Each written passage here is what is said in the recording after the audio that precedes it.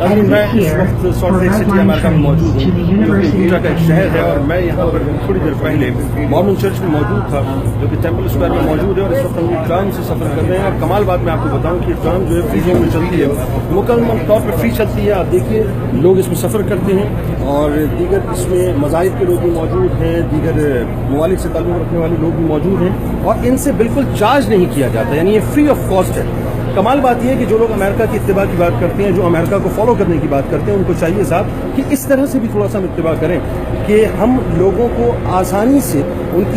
کی زندگی کو آسان کرنے کے لیے مختلف سہولتیں مہیا کریں۔ خاص طور پہ وہ غریب طبقہ جو پاکستان کے اندر بیچارہ رکشا میں اور ٹیکسی میں سفر نہیں کر پاتا۔ آپ یہ دیکھیے کہ یہ ایک آئیڈیل ٹرام ہے جس میں امیر غریب ہر طبقے کا آدمی سفر کرتا ہے، اور ان سے کسی قسم کا کوئی چارج نہیں کیا جاتا۔ یعنی یہ جو ٹرام ہے یہ مکمل طور پہ فری آف کاسٹ ہے، جو کہ فری زون میں چلتی ہے۔ میں ہمیشہ سنتا تھا صاحب کہ کراچی میں جو ہے وہ اپنا ٹرامز چلا کرتی تھی ایک زمانے میں۔ کاش ایسا وقت آئے کہ ہم پاکستان کے مختلف شہروں میں اس طرح کی ٹرامز دیکھیں، اور ایک غریب آدمی جو صبح روزگار کو نکلتا ہے اپنے بیوی بچوں کا پیٹ پالنے کے لیے، وہ آسانی سے بغیر کسی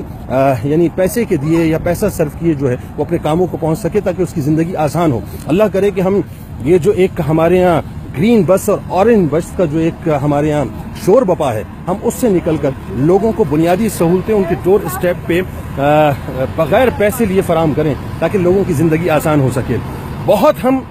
امریکہ کی بات کرتے ہیں صاحب کہ ہمیں امریکہ کو اس معاملے میں فالو کرنا چاہیے، اس معاملے میں فالو کرنا چاہیے، تو میرا خیال ہے ہمیں امریکہ کو اس معاملے میں بھی فالو کرنا چاہیے کہ یہاں پر ایک میسج بنیادی طور پہ یہ ہے کہ آپ کا تعلق کسی بھی مذہب سے ہو، کسی بھی کاسٹ سے ہو، کسی بھی ملک سے ہو، آپ امیر ہوں غریب ہوں، آپ فری آف کاسٹ اس ٹرام میں سفر کر سکتے ہیں اور اپنی منزل مقصود تک پہنچ سکتے ہیں۔